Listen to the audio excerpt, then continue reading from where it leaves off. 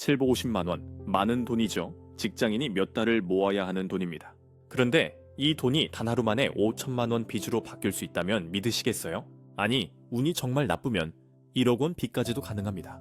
이건 공포 영화가 아니에요. 지금 이 순간에도 벌어지고 있는 선물 거래의 적나라한 현실입니다. 뉴스 하단에 흐르는 숫자들 보셨죠? 금 선물 1,500달러, 원유 선물 55달러. 그냥 스쳐 지나갔을 겁니다. 근데 이 숫자 뒤에 무서운 진실이 숨어 있어요.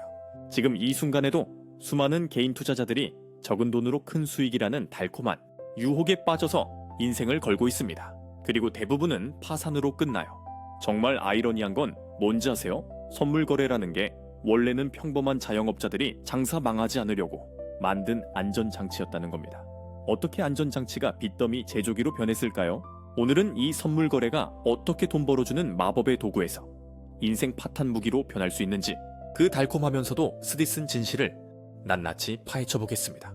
먼저 여러분께 질문 하나 드릴게요. 2020년 3월 역사상 처음으로 원유 가격이 마이너스가 됐던 거 기억하시나요? 원유를 주면서 돈을 주는 말도 안 되는 상황이 벌어진 거예요. 그날 원유 선물을 들고 있던 한국 개인 투자자들은 어떻게 됐을까요? 어떤 분은 3천만 원 넣었다가 2억 원 빚을 졌습니다. 단 하루 만에요. 조용히 증발하고 있다는 거 아세요?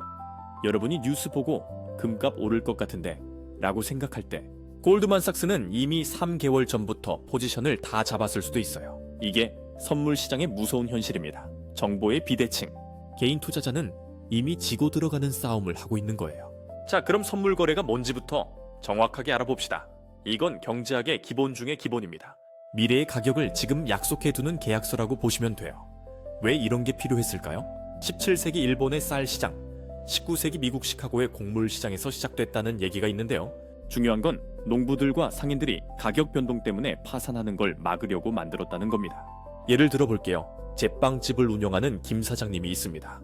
빵 한 봉지를 6,000원에 팔고 있는데 밀가루 원가가 4,000원이에요. 그럼 남는 게 2,000원이죠. 그런데 문제가 생깁니다.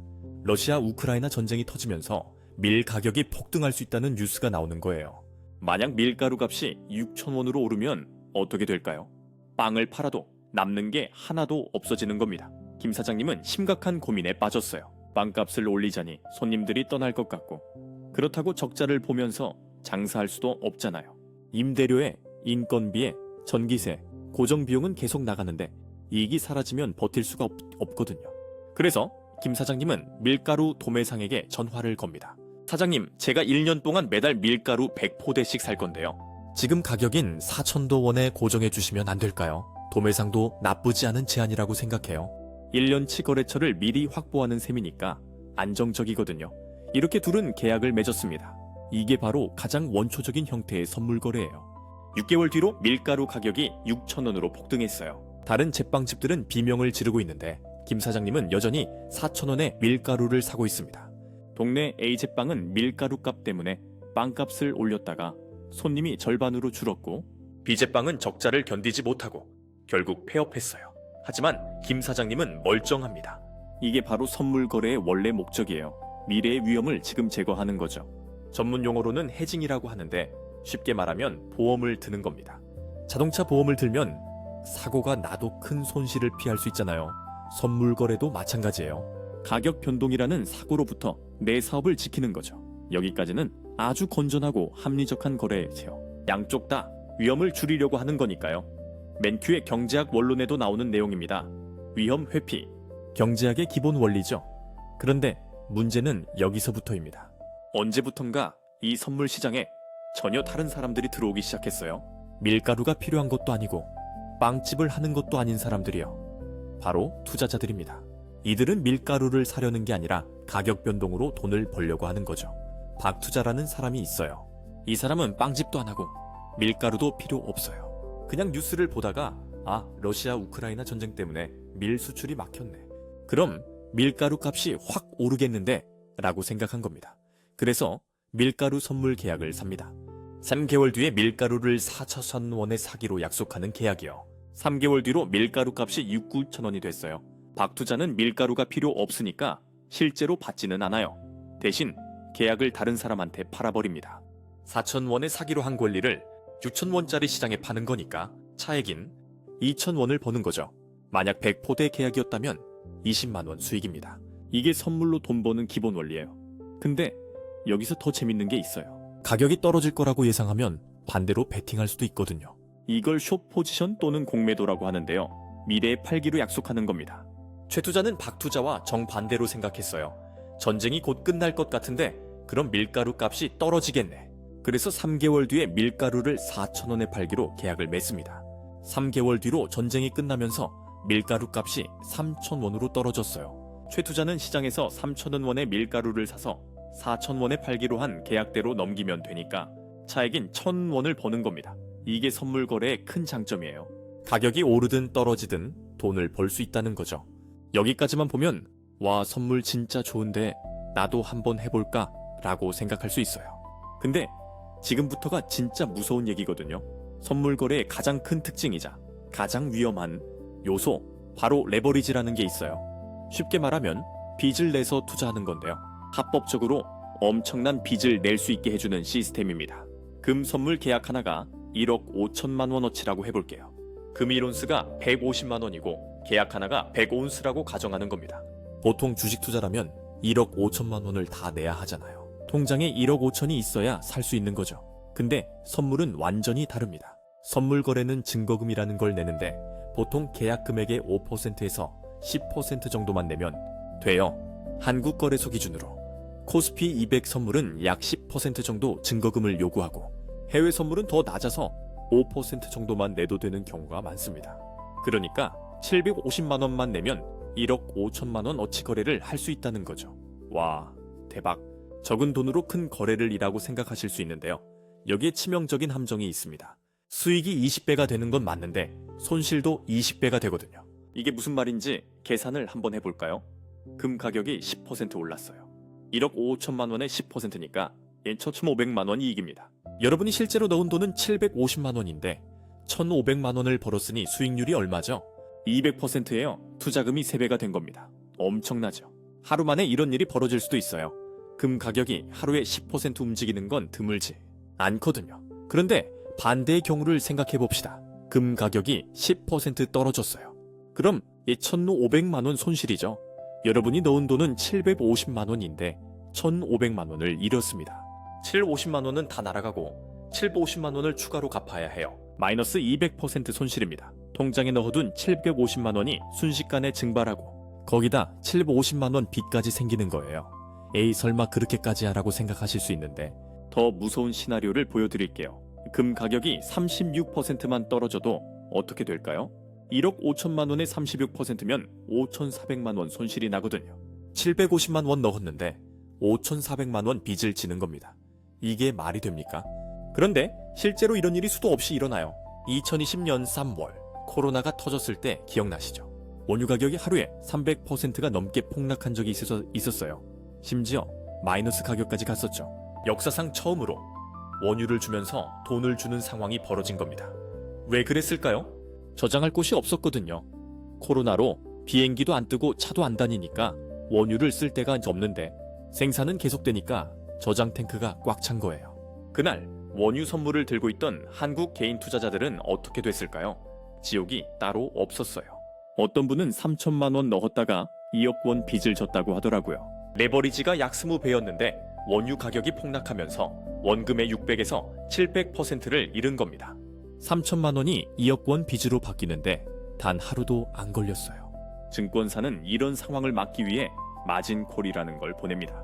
손실이 커지고 있으니 돈을 더 넣으세요. 안 그러면 강제로 계약을 청산하겠습니다. 라는 거예요. 보통 증거금의 70에서 80% 정도 손실이 나면 마진콜이 옵니다. 750만 원 넣었는데 150만 원 정도만 남았을 때 전화가 오는 거죠. 그럼 투자자는 선택해야 해요. 돈을 더 넣어서 버틸 건지 아니면 지금 손실을 확정하고 나올 건지. 그런데 이미 패닉 상태에 빠진 투자자들은 대부분 조금만 기다리면 가격이 회복될 거야라는 희망에 매달려서 돈을 더 넣습니다. 신용카드 현금 서비스를 받거나 대출을 받거나 심지어 전세 보증금까지 빼서 넣는 사람도 있어요. 그러다가 더 큰 손실을 보는 거죠. 왜냐하면 선물 시장은 생각보다 훨씬 빠르게 움직이거든요. 조금만 기다리면 이라고 생각하는 그 순간에도 손실은 눈덩이처럼 불어나고 있어요. 그리고 마진콜에 응하지 못하면 증권사가 강제로 청산해버립니다. 가장 불리한 가격에 팔리는 거죠. 2011년에도 비슷한 사건이 있었어요. 은선물 가격이 단 며칠 만에 30% 넘게 폭락했거든요. 당시 은 가격이 계속 오르니까 이거다 싶어서 뛰어든 개인, 투자자들이 엄청 많았어요. 그런데 갑자기 폭락하면서 수천 명이 한순간에 파산했습니다. 어떤 분은 1억을 넣었다가 5억 빚을 졌다고 하더라고요. 그럼 선물 거래는 무조건 나쁜 걸까요? 꼭 그런 건 아니에요. 제대로 알고 쓰면 아주 유용한 도구거든요. 처음에 말씀드린 것처럼 김 사장님 같은 자영업자나 기업들은 선물로 가격 위험을 없앨 수 있어요. 이게 진짜 선물의 원래 용도예요. 대한항공 같은 항공사들을 예로 들어볼까요? 항공사는 유가 변동에 엄청 민감해요. 원유 가격이 10% 오르면 영업이익이 반토막 날 수도 있거든요. 그래서 대한항공은 원유 선물로 해징을 합니다. 1년치 연료비를 미리 고정시켜 놓는 거예요. 그럼 유가가 폭등해도 버틸 수 있죠. 삼성전자 같은 수출 기업들도 환율 선물을 씁니다. 달러로 수출 대금을 받는데 환율이 계속 변하잖아요. 지금 달러당 1,300원인데 3개월 뒤에 1,200원이 되면 손해예요. 그래서 미리 환율을 고정시켜 놓는 겁니다. 이런 용도로 쓰면 선물은 정말 좋은 도구예요. 농협이나 농민들도 선물을 써요. 쌀 가격 선물, 양파 선물 같은 게 있거든요. 농사를 지어놓고 수확할 때 가격이 폭락하면 큰일이잖아요. 그래서 파종할 때 미리 판매 가격을 고정시켜 놓는 겁니다. 이런 게 진짜 건전한 선물 거래예요. 투자자 입장에서도 장점은 있어요. 적은 돈으로 다양한 자산에 투자할 수 있거든요.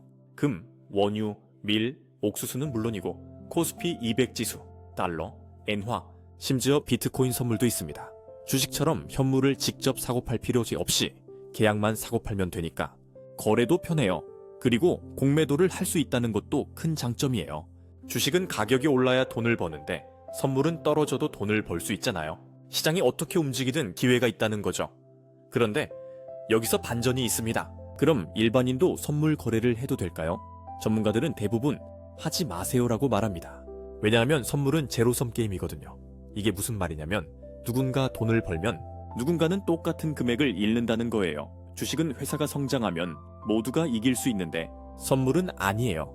선물 시장에서 여러분이 100만 원을 벌었다면 누군가는 정확히 100만 원을 잃은 겁니다. 이건 경제학의 기본입니다. 제로섬 게임. 그럼 질문이 생기죠. 내가 이기고 상대방이 질까? 아니면 상대방이 이기고 내가 질까? 그리고 이 시장에는 골드만삭스, JP모건 같은 세계 최고의 투자은행들과 수십 년 경력의 전문 트레이더들이 득실득실합니다. 이 사람들은 슈퍼컴퓨터로 시장을 분석하고 전 세계 정보망을 실시간으로 모니터링하고 수백억 원짜리 리서치팀을 운영해요. 여러분이 뉴스를 보고 오늘 금값 오를 것 같은데 라고 생각할 때 이들은 이미 3개월 전부터 준비하고 있었을 수도 있어요. 이런 사람들과 싸워서 이길 확률이 얼마나 될까요? 게다가 선물은 만기가 있어요. 주식은 10년이고 20년이고 들고 있을 수 있는데 선물 계약은 3개월, 6개월, 길어야 1년이면 끝나거든요. 그 안에 가격이 안 움직이거나 반대로 가면 무조건 손실이에요. 시간이 여러분의 적이 되는 겁니다. 주식은 장기 투자하면 오른다는 믿음이 있지만 선물은 그런 거 없어요. 그리고 선물 시장은 변동성이 엄청나게 커요. 코스피가 하루에 3% 움직이면 난리인데 선물은 10%, 20% 움직이는 게 일상이거든요. 거기에 레버리지까지 곱해지면 계좌가 단 하루 만에 녹아버릴 수 있습니다. 아침에 100만 원이었다가 저녁에 마이너스 200만 원이 되는 게 가능한 세계이래요. 실제로 선물 거래를 하는 개인 투자자 10명 중 9명이 돈을 잃는다는 통계도 있어요. 미국 선물거래위원회의 조사에 따르면 개인 투자자의 평균 수익률이 마이너스 30에서 40%라고 합니다. 그나마 돈 버는 한 명도 대부분 전업 트레이더거나 관련 업계 종사자들이고요. 취미로 하거나 한탕을 노리고 덤비는 사람들은 거의 다 손실을 봅니다. 왜 이렇게 잃을 확률이 높을까요? 수수료와 세금도 문제예요. 선물은 거래할 때마다 수수료를 내야 하는데 레버리지를 쓰니까 거래 금액이 크잖아요. 그래서 수수료도 상당히 큽니다. 하루에 몇 번씩 거래하면 수수료만으로도 상당한 손실이 나요. 감정 조절에 어려움도 있어요. 손실이 나면 사람들은 패닉에 빠져요. 아, 이대로 가면 큰일인데. 그래서 손절을 못하고 버티다가 더 큰 손실을 보거든요. 반대로 수익이 나면 더 벌 수 있을 것 같은데 라는 욕심에 못 팔다가 다시 손실로 돌아서는 경우도 많아요. 정보의 비대칭도 심각해요. 기관 투자자들은 여러분보다 훨씬 빠르고 정확한 정보를 가지고 있어요. 여러분이 뉴스를 볼 때쯤이면 이들은 이미 포지션을 다 잡았을 수도 있거든요. 정보 싸움에서 이미 지고 들어가는 겁니다. 그럼 정말 선물 거래를 하고 싶다면 어떻게 해야 할까요? 가장 중요한 건 절대로 생활비를 건드리면 안 된다는 겁니다. 잃어도 인생에 지장 없는 돈으로만 해야 해요. 이 돈 잃으면 다음 달 월세 못 낸다는 돈으로 하면 절대 안 됩니다. 그런 돈으로 하면 감정 조절이 안 돼요. 레버리지를 최소화하는 것도 중요해요. 증거금을 최대한 많이 넣어서 레버리지를 낮추는 겁니다. 1억짜리 계약을 할 거면 500만 원만 넣지 말고 5천만 원을 넣는 거예요. 그럼 레버리지가 2배밖에 안 되니까 훨씬 안전하죠. 수익률은 낮아지지만 파산할 확률도 낮아집니다. 손절매 라인을 미리 정해두고 절대 지켜야 합니다. 10% 손실 나면 무조건 나온다고 정해놓고 정말로 10%가 되면 미련 없이 나와야 해요. 조금만 더 기다리면 이라는 생각이 파산으로 가는 지름길이거든요. 전설적인 트레이더들도 손절의 중요성을 가장 강조합니다. 워렌 버핏이 말했죠. 선물 투기는 대량 살상 무기라고. 레이 달리오도 이런 상황을 비제 사이클이라고 설명합니다. 공부를 엄청나게 해야 해요. 단순히 금값이 오를 것 같다가 아니라 왜 오르는지, 다른 변수는 없는지, 역사적으로 비슷한 상황에서 어떻게 움직였는지 다 알아야 합니다. 미국의 금리 정책, 중동 정세, 중국 경제, 달러 가치, 심지어 날씨까지 다 공부해야 해요. 소액으로 오래 연습하는 것도 중요합니다. 처음부터 큰 돈 넣지 말고요. 최소 단위로 6개월 이상 연습해보는 겁니다. 그러면서 시장이 어떻게 움직이는지, 내가 감정 조절을 할 수 있는지, 시스템을 지킬 수 있는지 테스트해보는 거예요. 연습 기간에 계속 손실이 나면 그냥 그만두는 게 맞아요. 절대 물타기 하지 마세요.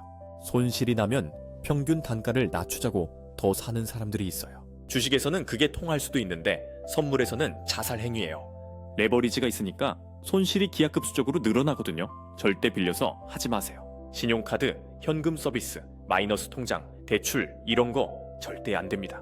이미 선물 자체가 레버리지인데 거기에 또 빚을 내서 하면 나락행 고속열차를 타는 겁니다. 마지막으로 명심하세요. 선물 거래는 일반적인 포트폴리오에 거의 포함되지 않는 투자 수단입니다. 국민연금이나 삼성생명 같은 기관 투자자들도 선물은 아주 제한적으로만 사용해요. 해징 용도로만 쓰고 투기는 하지 않거든요. 뉴스에서 금선물 가격 상승이라는 기사를 봤다고 해서 나도 한번 해볼까? 라고 생각하시면 안 됩니다. 그 숫자들은 전 세계의 기관 투자자들과 전문 트레이더들이 치열하게 싸우는 전쟁터의 신호탄이거든요. 거기에 무작정 뛰어들면 총알바디가 될 뿐이에요. 역사는 반복됩니다. 1997년 IMF 때도 똑같았습니다. 2008년 금융위기 때도 똑같았어요. 2020년 원유 폭락 때도 똑같았고요. 다만 조금씩 다른 옷을 입고 나타날 뿐이죠. 선물 거래 제대로 알고 조심해서 쓰면 좋은 도구입니다. 자영업자들의 가격 해징 수단으로, 기업들의 리스크 관리 도구로, 그리고 극소수 전문가들의 투자 수단으로는 의미가 있어요. 하지만 일반인이 돈 벌어 보겠다는 생각으로 덤볐다간 인생이 순식간에 나락으로 떨어질 수 있어요. 750만 원이 5천만 원 빚으로 되는 건 상상이 아니라 현실이거든요. 3천만 원이 2억 원 빚으로 된 사람도 실제로 있어요.